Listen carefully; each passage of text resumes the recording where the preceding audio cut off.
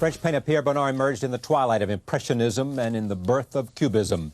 Traditionalists have sometimes viewed his lush interiors and sensuous nudes as portraits of hedonism, but a new retrospective reveals the complexity and mystery underlying their surface. Bonnard is currently on exhibit at New York's Museum of Modern Art. John Elderfield is Deputy Director for Curatorial Affairs and Chief Curator at Large at MoMA. I am pleased to have him on this broadcast to talk about Pierre Bonnard. Welcome, sir. It's great to have you here. Thank you. I had a chance to visit with you on Wednesday to see this. It's interesting to me because I knew very little about Bonnard, and I think that puts me with a lot of people. Yeah, I think that, he's one of these people who either some people know the name or have seen one or two pictures, but, the work really isn't very well known at all. Tell me how you place him in sort of the sweep of both in his own time, a friend of Matisse who liked his work, some competition and some disdain from Picasso, an impressionist who did things a little bit different. Put him in context for us. He's almost exactly the contemporary of Matisse. He was born 2 years earlier and died around the same time, so he's of that generation. What causes, I think, the problem is that he was actually so successful early on in the 1890s that many people think of him as virtually a 19th century painter. Yeah. But the thing is that the really important work, the great things, I think, are much later, from the teens and the 20s and the 30s, so that he's working at his best at the same time as Mondrian, same time as Surrealism. Yes. So it's a strange career. And I think that, it's because of that that people haven't quite figured him out enough. Tell me about him, kind of early influences, grew up in Paris, who influenced him, what kind of painter was he, what kind of school did he have, his personal life shaping his art? A kind of high bourgeois family, very well off, very respectable. He became an artist, against his father's wishes, but was successful early on. Influenced by Gauguin, by Japanese prints, and also I think by, a kind of curious obsessions. When he was in his 20s, he met this young woman, and this extraordinarily intense relationship developed, and she became the principal subject of his paintings. And around 1900, he's making these, very sensual, erotic paintings of her, and then she remains, in effect, the muse all the way through. And her influence on him other than as subject? The two of them became extremely reclusive. He, I think, was retiring in any case. She was rather wild, and I think he enjoyed the fact that she was not respectable like his family, and it was great for him to have somebody who, so it meant he didn't have to mix with his family so much because they didn't like Martha. Yeah. But as the years passed, she became so reclusive that she was, somewhat paranoid. She refused to have people in the house. And she developed a cleanliness obsession. Took baths all the time. And she took baths all the time. And she spent a lot of time in the bathroom, powdering herself, bathing. And this eventually became, surprisingly, one of the great subjects of Bonnard's paintings. And it's an unusual subject. Was he subject to this notion that he was a hedonist, that somehow that what you see and reflected here is the work of a hedonist? He suffered from that in his lifetime. That people really thought that he was a kind of soft painter. And in fact, when people wanted to insult Matisse, they would say he's gone like Bonnard. Yeah. And Picasso called him a piddler. Yeah. Picasso had no patience with this kind of painting. Picasso was someone who he liked to get the image down as quickly as possible, as directly as possible. Bonnard wanted to work slowly on his pictures, and sometimes he worked on them over years. There's a great story I once heard somewhere about Bonnard, that he was so unhappy with one of his paintings that he wanted to either bribe or detract the guard at a museum so he could go in and touch up the painting. Yeah, and apparently this is what he did. He was always trying to get paintings back to rework them. And in this case, apparently, he actually got someone to pull the guard to one side and had his little paint box with him and touched up. Can you make an argument, though, that because of the juxtaposition of time, as you said, I mean, he was an impressionist, a first modernist, that in a sense, because Cubism, Braque and Picasso and Cubism was coming on so strong, and then Mondrian and others, that in a sense, he was not as inventive and not as for the lack of a better expression, pushing the envelope as other painters were? I think that until he became suddenly aware in the teens of Cubism, of what Matisse was doing, I think it really woke him up. You know, that at that time, up to that point, he was sort of coasting. Right. He was doing really nice pictures, and then it was suddenly as if, you know, he saw things like collage, you know, people putting in pieces of paper into their pictures and creating dissonances and so on. And I think that this is one of the things which really caused him to be more adventurous. And in the late teens and 20s, he does become far more adventurous in how he composes his pictures, the kind of colours he will put into them, and the kind of optical effects that he'll create. The women in his life. There was Martha, who, when he met her, lied about her age. And he didn't discover it until he married her? That's right. And, I mean, they started to be together in the middle 1890s and were together, as it turned out, you know, all the rest of her life. In the late teens, around 1920, he met a young woman called Renée Montchaty. A blonde, who was an art student. And he and Renée had an affair. And it became so serious that he went to see Renée's parents and proposed that, in fact, they got married. And the parents agreed. I think, you know, that by that time, Martha was starting to get really reclusive and difficult and was obviously so dependent upon Bonnard that in the end, I think he felt he couldn't not be with her. And as a result, he broke off the affair with Renée and married Marthe in 1925. And 1 month later, Renée committed suicide. And what impact did that have on Bonnard? I think that for both Bonnard and for his wife, this was a really shattering experience. And I think that they must have felt some shared responsibility for the death of this woman. And I think it had the effect of enclosing the world. You know, at that point... It was already reasonably closed. It was always already reasonably closed, but at that point you really have the sense that things really start to close down. And there's a kind of claustrophobia about it. And I think this is one of the strange things about these pictures. And once you look at them at first, and there's this great colour, this light, and then you're looking for a bit and you think, everything's not right here. You know, and there's this sort of sense of unease about some of them. You know what else interests me about him is that he did not paint on an easel like most people that we think of with an easel and with a canvas stretched across an easel. No, he pinned the canvas on the wall, and just on a flat wall. Just on a flat wall, and not just one, but several. Yeah, several, and sometimes he had one big piece of canvas with several pictures on it. Yeah, and he worked on them so long. And he also liked to, he had a car and he would go make trips and he would roll the canvases up, put them in the back of the car, and then he would get them out in hotel bedrooms and work on them there. And just keep working on these things for, you know, months and sometimes years. And it's a sort of, and also he worked from memory. He didn't work directly from any of these subjects. He made small sketches. He made small pencil sketches and then went to the studio. And it's a funny thing. You have the sense that he's got his back to the world and looking at these things on the wall. Yeah. So when you see the pictures, you see, you know, these are of open rooms, they're of landscapes, but actually when he was painting them, he had his back to the subject. And I think this also is something which must have been for him part of the oddity of it. I mean, you imagine him there working away, adding little bits of colour, and you know, as you said earlier, he had this idea that the picture could go on, and you know, even when it's sold to somebody, he goes around to the house and touches it up. And now, let me talk about the collection and putting it together. How many pieces of how many paintings? About 80. 80.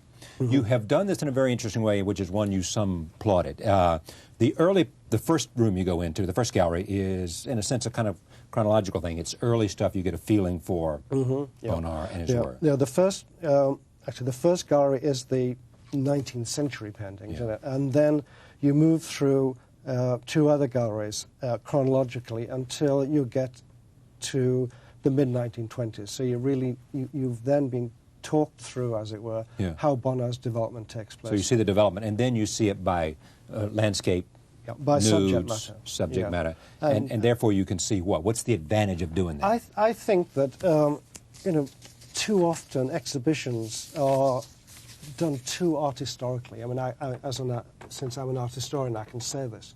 Too much according to history and development.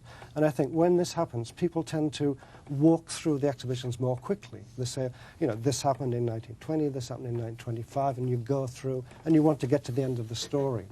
I thought that this way would be one way of slowing people down, and also by looking at the same basic subjects treated in different ways, I think the kind of obsessiveness of the painting becomes even more obvious. Right. Let's take a look. Here it is, some early works titled First Tape, Man and Woman. We'll just have you comment on this briefly, John.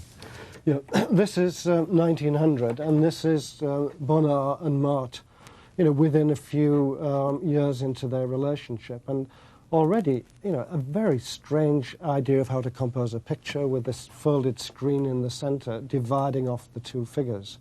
And some people have said it's a bit like Adam and Eve with a tree of wisdom in the middle of the picture. And she's looking away or looking down. And she's looking down and, in fact, playing with 2 cats. And it takes a while, I think, for you to kind of figure out what's going on there. And, in fact, as you look at the picture, you realize that, in fact, the whole surface is a mirror, that what we're seeing, in fact, is not directly onto the scene, but a mirrored representation of it. The next photograph, the next painting, Siesta, the artist studio. Yeah. And this is, again, Marta, and, clearly is, asleep. And at first sight, it's extremely realistic. And then you start to realize, I think, that that say what looks like a pillow at the top actually looks like an ice floe that's come in from Titanic or something, Yes. and that what really looks at first like bedclothes look like clotted cream, and you have this sense of the substances of things sort of shifting as you look at them. But this is all drawn from a sketch he made. All drawn from a sketch. And he could have had there sitting in that bed forever if he wanted to. Yeah, and I think, what he said was that if you paint directly from a subject, your thoughts about the subject change as you're painting. He wanted to look and remember and then paint that memory. All right. Next one is Coffee. And this is a later picture from the 1920s when he's moving very close to the mature painter. And, it's starting to become extremely complex spatially. It's hard to figure out quite what we're looking at. That pattern border on the right, you wonder, is it the side of a doorway? Or is it, in fact, the side of a mirror? And some of the objects are hard to recognize, that black blob on the bottom. You don't really know what it is. What that is, yeah. The next one is number 4, Young Woman in the Garden. This is Renee Manchadi and Mart Bonnard. Date 1923. Yeah. This is 2 years before the marriage and 2 years before Renee's death. And clearly you look first and you see Renee looking at you. And I think it's a while before you notice Marta in the right margin of the picture. I had to find her when I saw this. And then you see her looking at Renee and you looking at Renee. And it's almost as if there's like linear vision paths are crossing as you look at these pictures. It's a long time before you see there's a dog in the corner of the picture as well. There's a dog in the left-hand corner? Bottom left corner. Yeah. Okay, number 5 is a basket of fruit reflected in a mirror. This is 1944, 1946, so this is really right before he died. A late picture when, and shows how rigorous and, in terms of composition he could be. I mean, you think of, Mondrian's work in looking at this in terms of the great sort of severity, but within it, this sort of, opulence of color and, again, the mirrored representation, which is something which is, a thing which is very fond of. Okay, still life. We go from still life to the garden. This is 1936 landscape. And I think with this, it's, those children's landscape puzzles, where you look at them, you've got to figure out, is there a rabbit in this tree? Is Right. there a fish here? And I think there's that sort of quality when you look at these pictures. You think, what on earth is in here? And you kind of puzzle them out, and you say, okay, there's two birds right at the bottom. There's the two more here. And, you know, I think using devices like that is Bonnard's way of sort of keeping your interest in the picture and making you look longer and longer and gradually make sense of what the representation is. The next one is Nude Dressing, 1925. One of the pictures of Mart, still a relatively early one in terms of Bonnard's development, but you know, one of this whole sequence of bathroom scenes. And, Why is she looking down and away? nearly all of them do. You know, it's this sense, you know, this almost as if a sense of a woman absolutely self-enclosed and self-absorbed, and it's a strange sort of sense of apartness you get from this, and you wonder, of course, about the relationship. You know, were they're actually estranged, although they were living together. You know, that she never looks up. She's always represented as doing something, you know, in a way which sort of internalizes her. Yeah, it was a tiny bathroom too, wasn't it? Yeah, it was very small. This is another of the bathroom pictures right. from, this is from like 1931, 1932. Yeah. I like this. It's a wonderful picture, and it's very much of the really mature style, with a lot of visual sparkle, and you know, a sense that your eye sort of moves around. Lots of color. And you see like how the tile work changes color as your eye moves across it. There's parts of it, like the area at the right, where you're not quite sure what's represented, and you know, it's a sort of wonderful sense of how you kind of puzzle out what's what's in the picture. Here is a photograph of the bathroom at La Basquette, the Bonnard house, which was near Cannes. Yeah, and you see how how small it is. Also, in fact, it's sort of extraordinary that there is a modern bathroom in the house at all. You know that, I mean, it was a very modest house, and Bonnard and his wife lived, in fact, very modestly. But the one luxury they put in was this bathroom for He was well known in his time, though. He was well known, and he was successful. He had famous dealers in Paris, and did really well. Okay, number 10 is the table. Yeah, and this is Mart again. I mean, I think it's a wonderful painting with these big pools of blue shadow, and it's a little hard to see what Mart is doing. And finally, you actually catch on that she's actually feeding a dog, which is off to the top left of the picture. But the way he can sort of simplify and organize these sort of pools of incident, and how he makes your eye kind of move from one to the next around the picture is just a beautiful, beautiful picture. Next one is the large dining room overlooking the garden, 1934-35. Yeah, and this a great late painting, and here again, I think you sort of puzzle out what actually is in the middle of the picture, that sort of cross shape, and then you realize eventually it's a chair in front of the window. But at first, I think the temptation is to wonder whether it's an artist's easel, with a sort of slide at the bottom. And I think there's some of these sort of references in the pictures like this, that, he's making a picture, and so there's a representation of the painting in it. The next one is the large bath. This is a nude from 1937, 1939. Now, this is one of the three great late pictures of Mart bathing. They're big pictures, 5 feet across, and he worked on them obsessively in these sort of small dotted brushstrokes. And did he paint some of these after she died? There was one of them which he began the year before her death, and then he kept on painting it until the year before his. So it's worked on for 4 years. Yeah.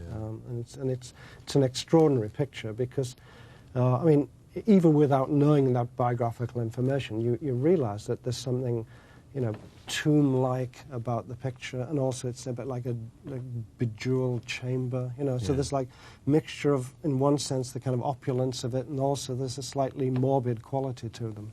Next one is a nude in the bathtub and a small dog. Yeah, and this in fact is the picture which was worked on over this long period, and it's a amazing painting with all this sort of dazzling incident. And obviously the motivation of it is light bouncing around the bathroom, but what he's done with it is you know, extraordinary in terms of colour and dislocation of space. Private collection or museum? This is a museum. This belongs to the Carnegie in Pittsburgh. Okay. Next one is The Boxer. A very troubling self-portrait done in the early 1930s when Pierre and Marthe were staying in a rented villa in Arcachon in the north of France so that Marthe could go to the local sanitarium. And it's, you know, I think seeing the self-portrait, you realise that what a kind of tensed, difficult existence the two of them lived together. All right, then finally there is this self-portrait in the bathroom mirror painted somewhere between 1943 and 1946. Yeah, right at the end, and some people, in fact, have speculated whether Bonnard had seen photographs of concentration camp victims when he painted this. Wow. You know, but he does. There's not much to reflect. There's not much to reflect the war, and he was in France in the war. Yeah, he's living now in the south of France, and in fact the Allies were bombing that area in 1945 and 1946. But there's no paintings that reflect it. There's no, except perhaps, well, there are two pictures which actually have blackout curtains painted in the corner of it. Yeah. That's right. But, and maybe this in terms of the kind of austerity of it. Here is the companion book with this. Bonnard is at the Museum of Modern Art through October? Yeah, until October 13. And what's the next great exhibition at MoMA? Jackson Park. Which starts in... also in the fall. Wow. Yeah. Thank you very much, John. Great to see you. Thank you. Thank you for joining us. See you next time.